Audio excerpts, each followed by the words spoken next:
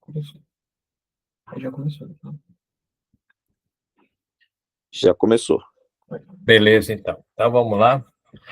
A nossa aula, a 11ª aula, né, da parte... Agora não é mais cinemática, né? Esqueci de trocar aí. Então, vamos falar um pouquinho de vetores, vamos falar de exercícios de vetores. A gente vai continuar a aula passada, né, falando de vetores, e a gente vai ver um pouquinho das leis de Newton hoje também. Tá bem? Então, vamos lá.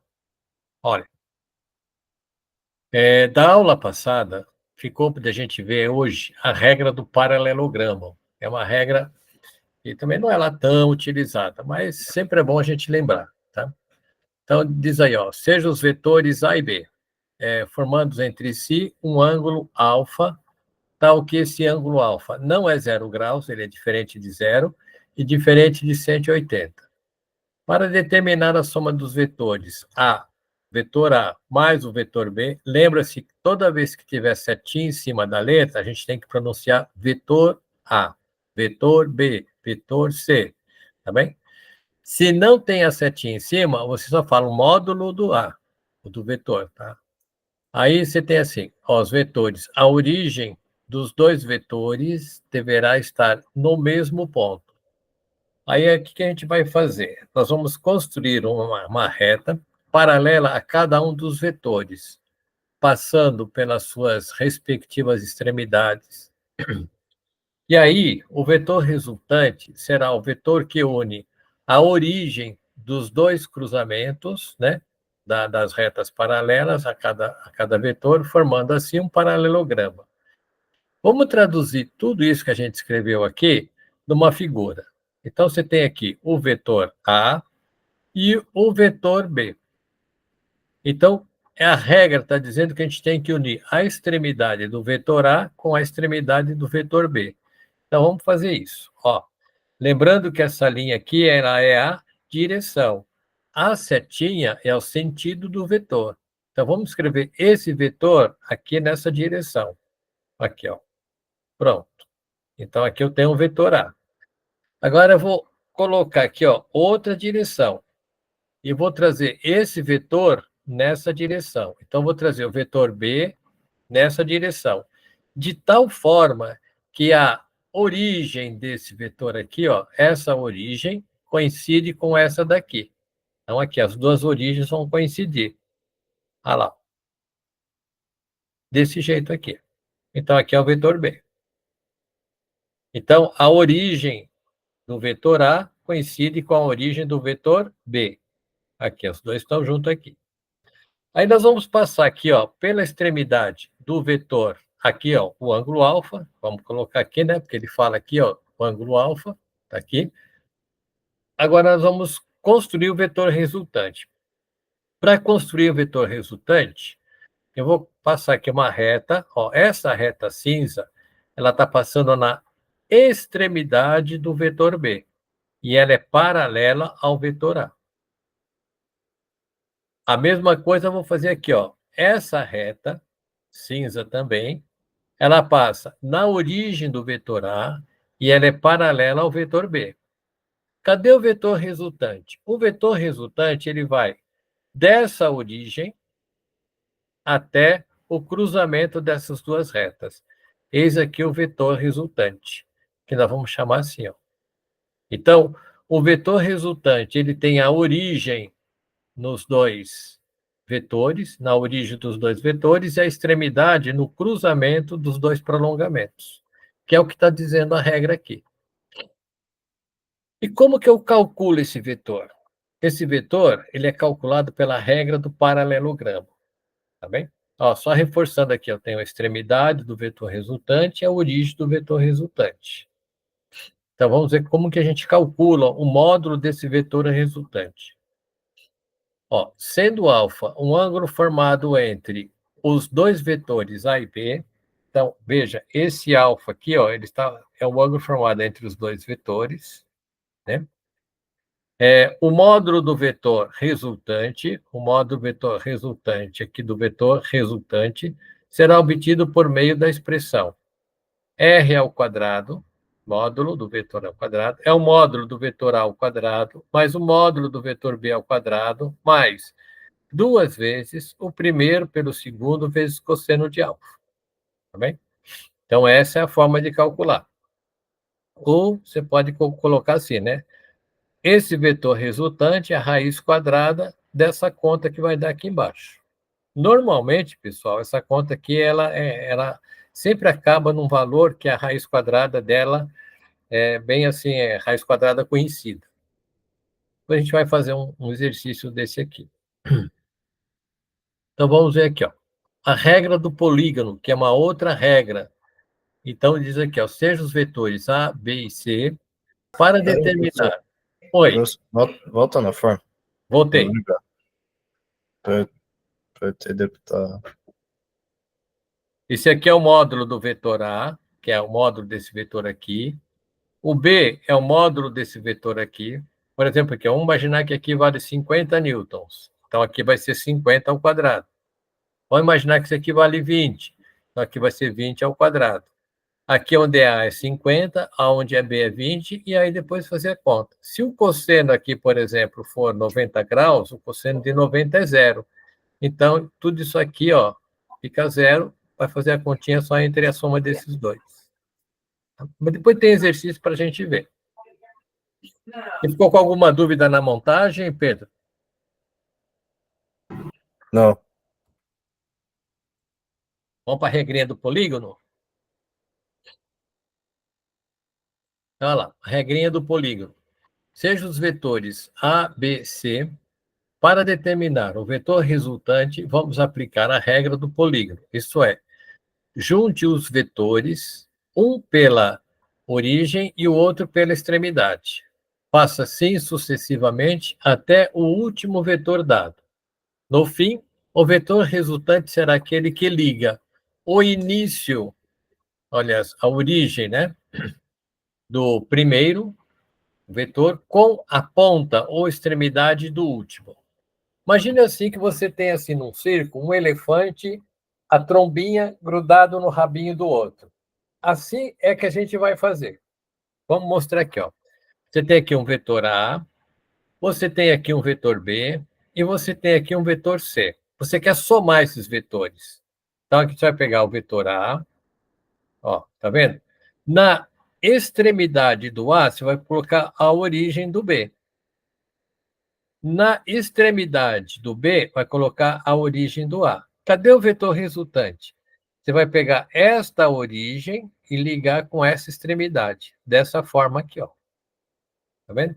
Então, esse vermelho aqui é o nosso vetor resultante. Isso aí você vai ter... Aí, normalmente, a gente trabalha com material quadriculado, para você trabalhar com a medida dele, né? Porque você não tem uma regra específica para você calcular, a não ser no material quadriculado ou milimetrado. Então, aqui a gente tem a extremidade do vetor resultante e aqui você tem a origem do vetor resultante. Bem?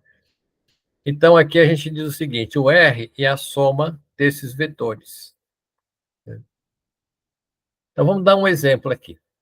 Ó, esse exercício também aqui acho que é do Enem.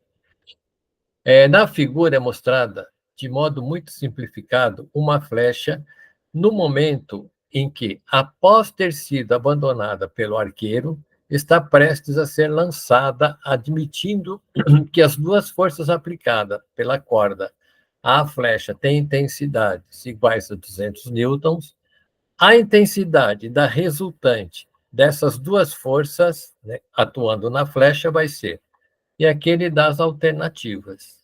Então, vamos ver. Aqui, pessoal, está o arco. Então, aqui você tem o fio, aqui a flecha, aqui você tem 60 graus e aqui 60 graus. E aí o arqueiro vai soltar. No momento que ele solta, o fio aqui, ó, a corda, ela vai aplicar uma força na flecha. Então, o que nós temos nesse exato momento? Ó, vamos ver aqui. Aqui eu tenho uma força atuando para lá, puxando, e a outra força, aqui eu vou chamar isso aqui de F1, e a outra força aqui, vou chamar de F2. Como você tem duas forças, e as duas forças estão agindo aqui, ó, a origem delas coincide, então eu vou aplicar a regra do paralelogramo. Na extremidade desse vetor, eu vou passar uma reta paralela ao F2. Desse jeito aqui, ó. Essa reta é paralela a essa daqui. E está passando nessa extremidade.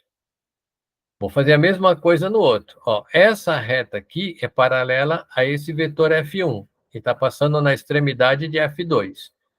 Cadê o vetor resultante? Ele está aqui. Olha lá. Então, esse aqui é o vetor resultante. Como que eu vou calcular esse vetor resultante? Note que entre F1 e F2, aqui é o cuidado que você tem que ter, porque o ângulo alfa é entre as duas forças. Então, aqui eu tenho 120 graus. Tá bem? Então, vamos lá. Ó, a resultante ao quadrado é igual à força, ou seja, o módulo da força F1 ao quadrado, mais o módulo da força F2 ao quadrado, mais 2 vezes a força 1, força 2, os módulos, vezes cosseno de alfa. Agora, vamos traduzir pelo enunciado. Essa resultante ao quadrado, ó, F1 é 200 ao quadrado. F2 é 200, aqui está ao quadrado. Mais 2 vezes F1, que é 200, vezes F2, que é 200, vezes cosseno de 120 graus. Então, nós vamos ter aqui, ó, a resultante ao quadrado. 200 ao quadrado é 40.000, mais 40.000, mais 2 vezes 40.000, porque 200 vezes 200 é 40.000, vezes 2. O cosseno de 120 graus é menos meio. Então, se você corta esse meio, esse 2 aqui, ó, o denominador, com esse 2 o denominador, e lembrando que aqui é menos, você vai ter a seguinte história, ó. 40.000 com 40.000 dá 80.000. Aqui vai ficar, ó, 40.000, né, negativo, porque aqui é menos. Então, você vai ter o seguinte, ó, a raiz quadrada de 40.000. Então, essa força que está atuando na flecha, ela equivale a 200 newtons. 200 newtons é conteúdo da alternativa letra C. Ok? Dá uma checada aí, pessoal, ver se ficou legal, com alguma dúvida. Por que cosseno é 120? É menos. É porque você tem que trabalhar com a tabela trigonométrica. Quem vai ver isso com vocês, São Pedro, é o Zé Carlos, o professor de matemática. Então, ele vai trabalhar com a função seno. Toda vez que você tem assim o cosseno, você imagina o círculo trigonométrico, né? Que é uma circunferência dividida em 4 partes. Então, nos primeiros 90 graus, que é o primeiro quadrante, o seno e o cosseno são positivos. Quando você passa de 90 graus a 180 graus, aí você entrou na parte negativa do eixo X, que representa os cossenos. Aí os valores são negativos. Aí o professor José Carlos vai estar discutindo com vocês, apresentando isso, né? Se não, a gente pode montar depois, aí uma aula que vem, eu monto uma regrinha de seno e cosseno básico para vocês saberem. Pelo menos seno e cosseno dos primeiros quadrantes você tem que saber. É importante, tá? A aula que vem eu trago para vocês aí essa tabelinha, seno e cosseno. Pode ser, Pedro? Você pode voltar no outro slide? No outro? É, Voltei. na fórmula. Ah, sim. Está aqui a fórmula. Tá bom, então, obrigado. Bom? Então vamos para o outro exercício. Ó, o outro é o seguinte, ó, um barco que navega em um canal é puxado por 2 rebocadores que aplicam sobre ele forças de intensidades 1.000 newtons, como indica a figura. A resultante dessas forças é... Então, aqui você tem o naviozinho, tá bem? Ó, e aqui os rebocadores. Segundo a direção aqui, ó, paralela à margem, essa direção aqui é paralela à margem. Aqui tem 45 graus, aqui 45. Mas a força aplicada por esse rebocador está representada aqui. E a força aplicada por esse rebocador está aqui. Logo, a força entre os dois, aliás, o ângulo entre os dois vetores é igual a 90 graus. Então, vamos ver como é que fica isso daqui. Ó, aqui eu tenho a força que vem do barquinho 1, ou rebocador 1. Aqui eu tenho a força que vem do rebocador 2. Aqui, gente, ó, observa que você tem aqui as origens coincidem. Então, de novo, vou passar aqui uma reta, passando pela extremidade paralela ao vetor 2. Ó, tá aqui. A mesma coisa eu vou fazer aqui, ó, passando na extremidade do vetor F2, paralelo a F1. Tá aqui. Cadê a resultante? É essa aqui. E quanto vale essa força resultante? Então, vamos aplicar a regra do paralelogramo. Aplicando a regra do paralelogramo, f ao quadrado é igual a f1 ao quadrado mais f2 ao quadrado mais 2 vezes f1 vezes f2 vezes cosseno de 90 graus. Aqui, ó, porque entre a força F1 e a força F2, você tem aqui, ó, 45 mais 45, dá 90 graus. Então, o que nós vamos ter? F ao quadrado, como aqui você vai ter 1.000, vai ser 1.000 ao quadrado, mais 1.000 ao quadrado, mais 2 vezes 1.000, vezes 1.000, vezes zero, porque o cosseno de 90 graus é zero. Então, tudo isso aqui vai desaparecer, ó. Logo, a gente vai ter que a força ao quadrado vai ser 1.000 ao quadrado, dá 1 milhão, mais 1.000 ao quadrado vai dar mais 1 milhão. Aqui ficou zero. Não vai entrar. Essa força vai ser 2 milhões. 2 milhões é igual a 2, ó, tem ó, 1, 2, 3, 4, 5, 6. Então, 2 vezes 10 elevado à sexta. Esse 6 aqui, ó, é esse número de zeros. E então, a gente vai ter que essa força vai ser raiz quadrada de 2 vezes 10 elevado à sexta. A raiz quadrada de 10 elevado à sexta é 10 à terceira. E aqui ficou a raiz de 2. Como a raiz de 2 é aproximadamente 1,4 e 10 à terceira é 1.000, então nós vamos ter que essa força vai ser aproximadamente 1,4 vezes 1.000. Isto é, esta força vai ser aproximadamente 1.410 newtons. Então, essa força que arrasta o barco aqui para frente é uma força de 1.410 newtons. Esse aí também é um exercício que caiu no Enem. E aí a gente vai ter, então, o seguinte. Explica a parte da raiz quadrada de novo. Dessa raiz quadrada aqui, É, aqui você entendeu, 2 vezes 10 à sexta. sei. Sim. Então, aqui eu posso separar raiz quadrada de 2 vezes 10 elevado à sexta, eu posso separar assim, ó, raiz quadrada de 2 vezes raiz quadrada de 10 elevado à sexta. Mas a raiz quadrada de 10 elevado à sexta, esse 6 aqui, ó, é só você dividir por 2. Então, vai ficar 10 à terceira.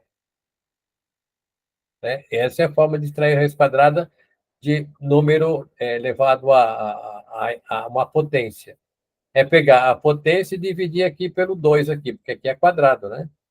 Se fosse ao cubo, você ia dividir 6 dividido por 3. E assim por diante. Se fosse raiz sexta... Por que o senhor dividiu por 2? Oi? Por que o senhor dividiu por 2? Eu dividi por 2 porque aqui é quadrado, ó. Raiz quadrada, aqui então é um 2. Entendeu? Só que não escreve aqui 2, né? Deixa sem. Então, se você pega isso aqui, ó, 10 elevado à sexta, aí você vai pegar 10 elevado à sexta, vai ser 10 vezes 10 vezes 10, 6 vezes. A raiz quadrada disso é 10 à terceira. Entendeu? Acho que sim.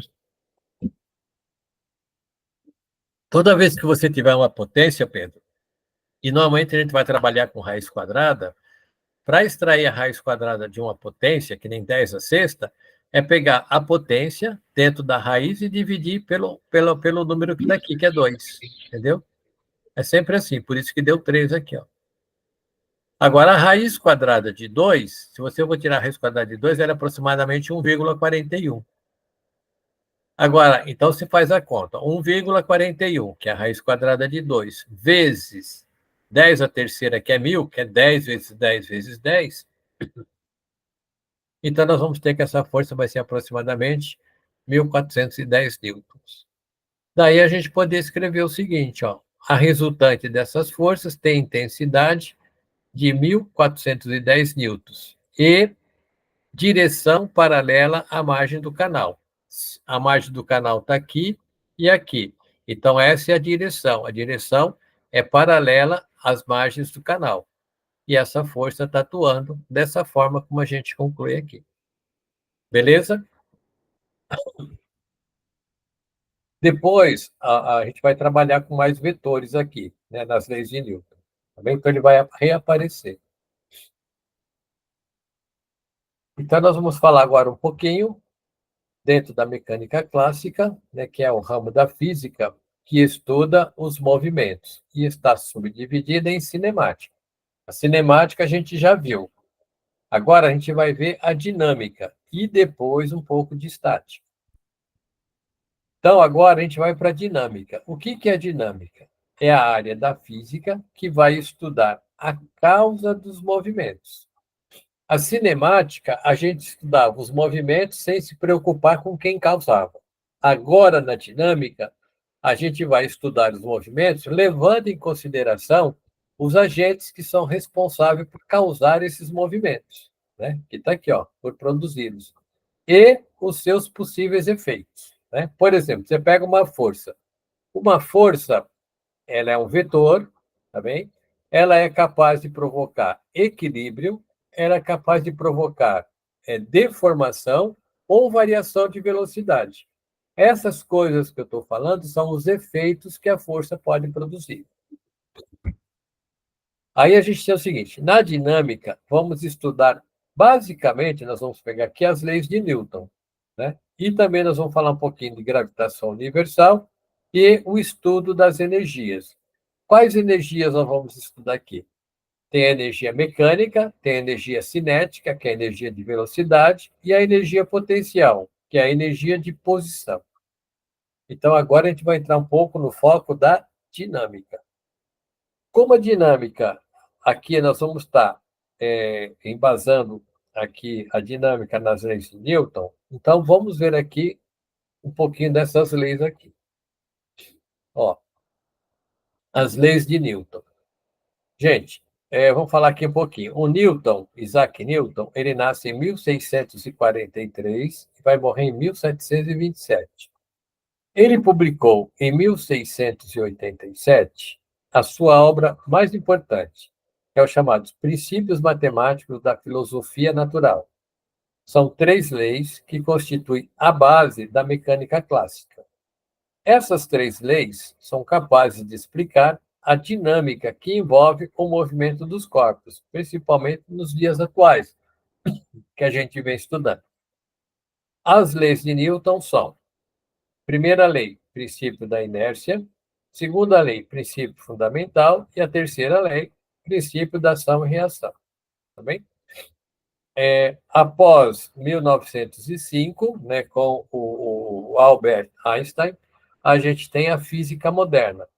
Na física moderna, a gente já amplia, né, a mecânica clássica, ela então já é muito mais ampliada. E certos conceitos aqui da física clássica, né, elas só vão valer para baixas velocidades.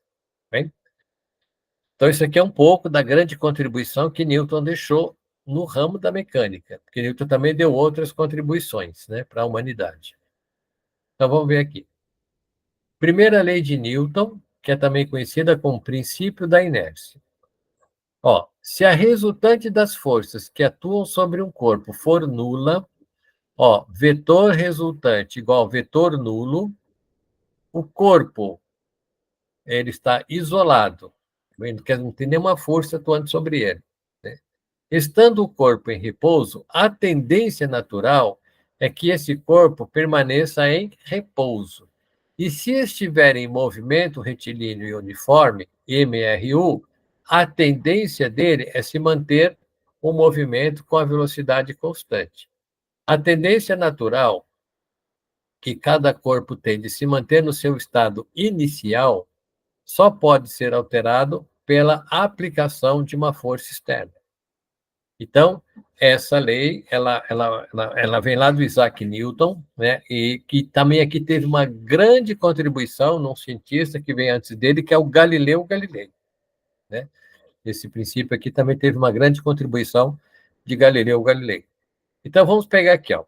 Se a resultante das forças for igual a zero, está aqui, ó, vetor resultante, então módulo, direção e sentido, for nulo, quer dizer, não tem módulo, não tem direção e não tem sentido. Então, nós vamos dizer, ou essa velocidade, o vetor velocidade, né, é igual ao vetor nulo, e isso implica o corpo em repouso, equilíbrio estático.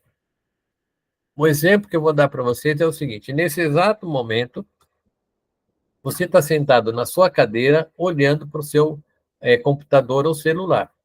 Veja que você está aplicando uma força na cadeira. A cadeira está reagindo em você, tá bem?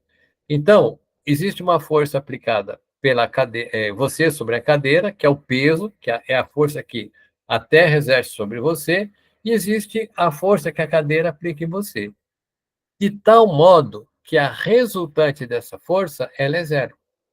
Então, você está em repouso, você está parado. É isso que está acontecendo ao seu redor em todos os corpos parados. Isso Isaac Newton observou nessa época que ele viveu. Ou você pode ter um corpo com velocidade, o vetor velocidade, ele é diferente do vetor nulo. Isso significa que esse corpo está em movimento retilíneo uniforme. Voltando ao conceito de movimento retilíneo uniforme, que caracteriza o movimento retilíneo uniforme? Ele é caracterizado com velocidade constante e a direção, né, é sempre uma linha reta. Nesse caso, nós vamos dizer que o corpo está em equilíbrio dinâmico. Quando é que você já teve nessa situação? Quando você está dentro de um carro, viajando a uma velocidade constante numa estrada reta. Então, aí você não tem nem. Você tem o chamado equilíbrio dinâmico, porque aí a resultante das forças também é igual a zero. Okay? Vamos ver um pouquinho sobre isso. Ó. O que é, então, a inércia? A inércia é uma propriedade inerente à matéria, isto é, todos os corpos que possuem massa possuem inércia. Assim, a medida quantitativa da inércia de um corpo é a sua própria massa.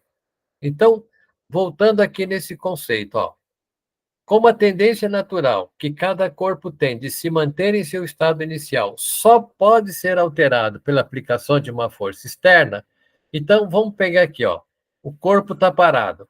Então eu tenho um Fusca, está paradinho o Fusca, e um ônibus. Então, quem tem mais massa? Óbvio, o ônibus tem muito mais massa que o Fusca. Então, a inércia dele, para tirar ele daquele estado inercial do repouso, você tem que aplicar muito mais força no ônibus do que no Fusca. E isso, então, a massa dos corpos representa a sua inércia. Tá? Assim também, para um outro lado, se você tem um corpo, vamos pegar lá o Fusca e um ônibus, e vamos imaginar que você tenha superpoderes. Para você parar um Fusca que está a 40 km por hora e para você parar um ônibus que está a 40 km por hora, veja, você tem que pôr muito mais força para parar um ônibus do que um Fusca. Tá? E isso está representado aonde? Na massa de cada um. Por isso que a gente vai afirmando aqui, está colocando esse conceito aqui para vocês, tá? Então, a inércia de um corpo, ela pode estar representada na massa de cada corpo. Tá bem? Vamos ver se a gente tem aqui alguns exemplos, ó. Aqui você tem, ó, centro, aqui foi a fonte que deu. Aqui você tem aqui um carro, tá bem? Ele está indo para lá, com velocidade constante, os passageiros estão aqui de boa, tá bem? Imagina você dentro de um metrô ou de um ônibus. Aí, ó, aplicou uma força em sentido contrário ao movimento. Essa setinha vermelha está dizendo ao freio, tá vendo? O freio, qual é a sua tendência? É continuar o movimento que você tinha. Vamos imaginar aqui que você estava dentro do ônibus e esse ônibus estava a 40 km por hora. Quando esse ônibus brecou, qual a sua tendência? É continuar com a velocidade de 40 km por hora. Por isso que você é jogado para frente. Esse aqui é um exemplo. Aqui tem um outro, ó. Você tem um carro que está caminhando nesse sentido aqui. Tá bem? Aí, a mesma velocidade que o carro tem, esse micro-ondas também tem. Aí o que aconteceu? Ele deu uma freada. Ao frear, essa velocidade que o micro-ondas tinha, a tendência dela é continuar. Por isso que aqui parou e aqui foi para frente. Ok? Aqui também a história do cavalinho. Né? O cavalo está com uma certa velocidade, o cavalo freia. Qual é a tendência do cavaleiro? É ser jogado para frente. Aqui também, ó. O carrinho vem, bateu no poste, a tendência é dele ser jogado. Por isso que a gente fala aqui, ó, a tendência aqui, ó, para você não ter esse tipo de impacto ou ser jogado quanto para-brisa, a função do cinto de segurança é importante. Né? Aqui você veja, o motoqueiro arranca, né, o garupa aqui cai. Né? Porque a tendência dele é de ficar parado. A moto saiu, a tendência é ficar parado. Por isso que acontece isso. Ou, vamos dar essa ilustração aqui, ó. Ó, você tem um ônibus aqui, tá? Aqui você tem o nosso Homem-Aranha, está grudado no ônibus. Veja o que vai acontecer. Olha lá. Eita lasqueira! Vamos ver de novo. Ó, a velocidade do Homem-Aranha em relação ao ônibus é 0. Quando ele se desloca, veja, ó, a velocidade do ônibus é diferente de 0 em relação ao asfalto. Assim também a velocidade do Homem-Aranha em relação ao asfalto. Quando ele solta do ônibus, olha lá, ó, o Homem-Aranha foi para o chão por conta da inércia. Ok? Aquela correria assim. Não entendi. Tem que chegar cedo. Vamos lá. Ó, o Homem-Aranha tem que velocidade em relação ao ônibus? Porque já vai esquentar. 0. Em relação ao solo? Ele não apresentou. Quanto mesmo do ônibus? Isso. Então, aí o que vai acontecer? Ó? Aí ele entrou no solo. Aí ele vai ter que compensar a velocidade do ônibus. Apesar que não foi para o chão. eu vou chegar para testar. Passar de novo. Olha lá. Eu prefiro de ajustar. É isso que acontece. Qual era a tendência dele? De continuar com o movimento na velocidade do ônibus. A hora que ele pisou no chão, o que aconteceu? Ele vai ter que compensar a velocidade do ônibus. E ele não vai conseguir fazer isso. Daí ele vai para o chão. De manhã, Faz uma vez. aí eu vou para Santo André, faço a ressonância no braço, Ok? aí de lá eu encontro a Patrícia. A segunda lei de Newton. Vamos ver aqui a segunda lei de Newton. Newton, em seus experimentos, observou que para mudar o estado de movimento de um corpo, é necessário exercer uma força sobre ele. A força exercida dependerá da massa que o corpo possui. Assim, a força são os agentes que produzem a variação de velocidade no corpo. Portanto, a força produz no corpo uma aceleração. Se houve variação de velocidade, o que acontece? Nós temos a aceleração. Toda vez que houver variação de velocidade, tem aceleração. Então, aqui, ó, Newton verificou que a aceleração adquirida pelo corpo é diretamente proporcional à força que atua sobre ele e terá mesma, no caso aqui, mesmo sentido da força aplicada. Então, vamos ver isso aqui, ó. A segunda lei de Newton considera, vamos ver aqui, considere um corpo de massa M. Então, vou pegar aqui esse corpinho de massa M, você aplicou uma força, houve uma variação de velocidade, por isso apareceu uma aceleração. Vamos dobrar essa força aqui, na mesma massa. O que Newton observou? O corpo tem o dobro da aceleração. Vamos repetir isso aqui. Newton triplicou a força. O que aconteceu?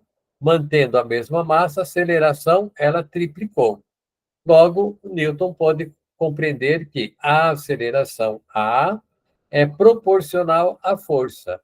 Daí, ele expressou essa expressãozinha aqui. Massa é força dividido pela aceleração. Logo, a massa é uma constante.